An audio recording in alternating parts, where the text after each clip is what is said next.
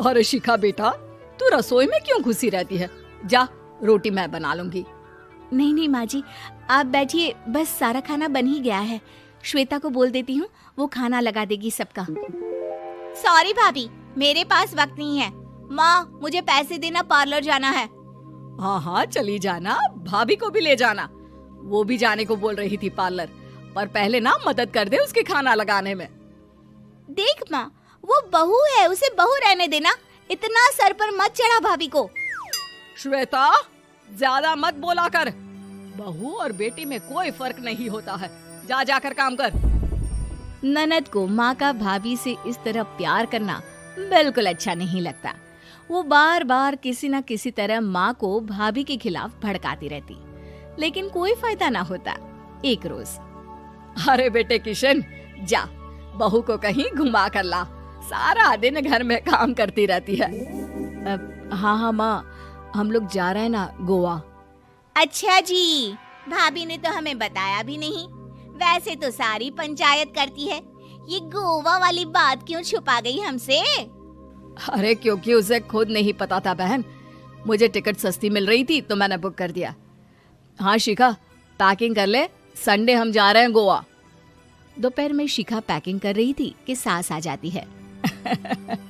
ये क्या बहू, साड़ियाँ? अरे गोवा जा रही है घूमने या फिर शादी में मायके हैं?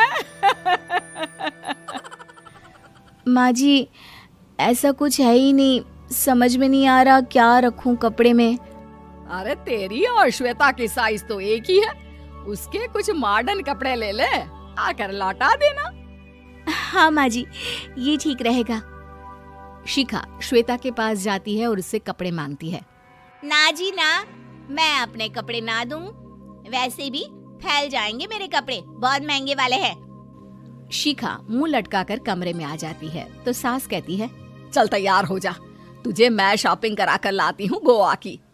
बस फिर क्या था, सास बहू निकल जाते हैं मार्केट और एक से बढ़कर एक ड्रेस खरीद कर घर आते हैं। पहले बता देती कि नए कपड़े दिलाने वाली है भाभी को, तो मैं अपने ही दे देती ना भाभी को, मुझे दिला देती नए कपड़े। देख श्वेता, परिवार का मतलब सबके साथ रहना होता है, ना कि सिर्फ अपना सोचना।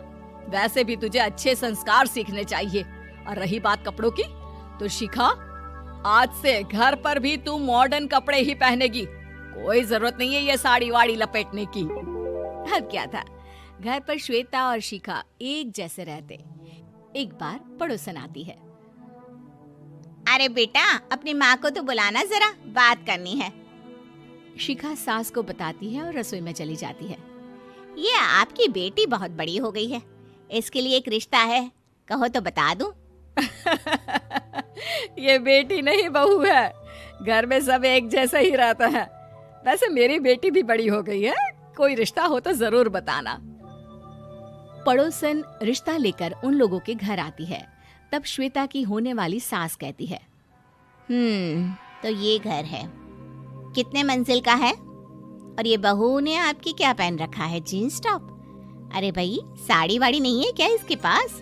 देखिए, सर्दी है तो साड़ी में बहू कैसे मैनेज करती, वैसे पहनती है साड़ी भी। देखिए, हम लोग ठहरे पैसे वाले लोग, कोई कमी नहीं है हम लोगों के पास पैसों की, बहुत पैसे हैं, जमीन, नौकर चाकर, कार, सब कुछ है, लेकिन घर में संस्कारी बहू चाहिए। समझ रही हैं ना आप?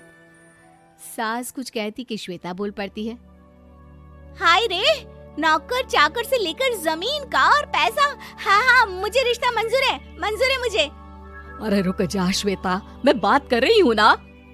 देखिए, हम लोगों के घर इतनी आजादी नहीं मिलेगी। अरे हाँ कर देना माँ, हाँ कर दे जल्दी से। सास क्या करती, बेटी की शादी ऐसे घर में कर देती है जहाँ ना उनके विचार मिलते हैं और ना ही आचार। शादी के बाद एक रोज फोन पर, श्वेता बेटा, एक बार घर आ जा, बहुत दिल करता है तुझे देखने का। माँ, वो घर पर बहुत काम होता है, कैसे आऊँ? बड़ा घर है, लेकिन आने जाने वालों की लाइन ही लगी रहती है। बेटा, मैं तो जानती थी उस घर का हाल, लेकिन तू ही नहीं मान रही थी। माँ देख, हर घर का यही हाल है। तेरी बेटी को यहाँ घूंघट हटाने की परमिशन नहीं है और एक तरफ भाभी स्कर्ट पहनकर घूम रही है। बेटा मुझे क्या पता था कि मेरी बेटी को ससुराल के नाम पर पिंजरा मिल जाएगा। अच्छा माँ, फोन रखती हूँ, सास को गर्मा गर्म रोटी खिलानी है। तुम लोगों की तरह नहीं कि एक रोटी बनाओ, एक सब्जी बनाओ, फिर सारा दिन फ्री होकर घूमो। सास फोन तो रख देती है, लेकिन सोच में पड़ जाती है कि एक तरफ बेटी जिसे कोई आजादी नहीं, वहीं दूसरी तरफ बहू जिसे देखकर लगता ही नहीं कि उसकी शादी भी हुई है। अगले रोज। शिखा, अरे ओ शिखा। हाँ माँ, क्या हुआ? कुछ चाहिए आपको? मैं जिम जा रही थी। जिम के कपड़ों में बहू को देखकर सास को घूंघट में अपनी बेटी का ख्याल आता है। देख बहू, घर में बहू की तरह रहा कर। इतने टाइट कपड़े पहनकर जिम जाना पसंद नहीं मुझे। जा जाकर रोटी बना। रोटी? माँ अभी तो शाम के 6 बजे हैं, इस वक्त रोटी? अब क्या मेरे खाने पीने पर भी पहरा है? अरे जब मर्जी तब मैं अपने घर में खा भी नहीं सकती क्या? बहू को अजीब लगता है। वो समझ नहीं पाती कि जो सास कल तक इतनी सपोर्टिव थी, उन्हें अचानक से क्या हो गया। वो किचन में जाती है, गरम रोटी के साथ 2 तरह की सब्जी, रायता, सलाद सब लेकर सास के पास आती है। माँ जी, खाना। इतना सारा खाना? राक्षस समझा है क्या मुझे? रोटी मांगी थी मैंने गर्मा गरम बस। पर माँ जी, रोटी खाती किससे आप? सब्जी तो बनानी थी ना। अरे भूख मर गई मेरी तेरी बहस से। जा जाकर काम कर, अंदर पूरी रसोई साफ कर। बहू अंदर चली जाती है। थोड़ी देर में श्वेता घर आती है।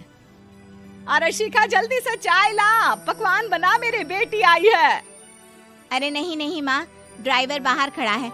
मैं तो घर का कोई सामान खरीदने के बहाने यहाँ आ गई हूँ, मुझे जाना होगा।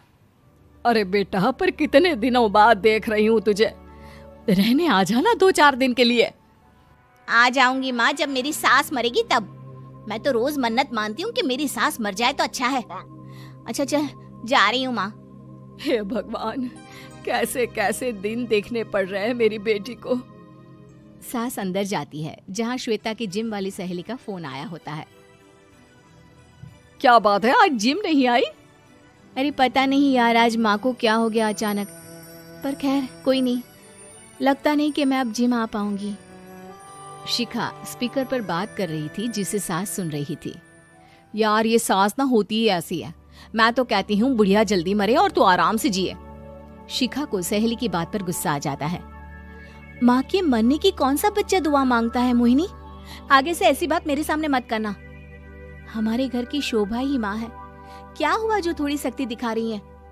उसमें भी कोई ना कोई उनकी भलाई ही होगी। मैं तो कहती हूँ भगवान मेरे जैसी सास सबको दे, जो सिर्फ माँ की तरह है। सास वाली तो कोई बात ही नहीं है उनमें। सास ये बात सुन रही थी।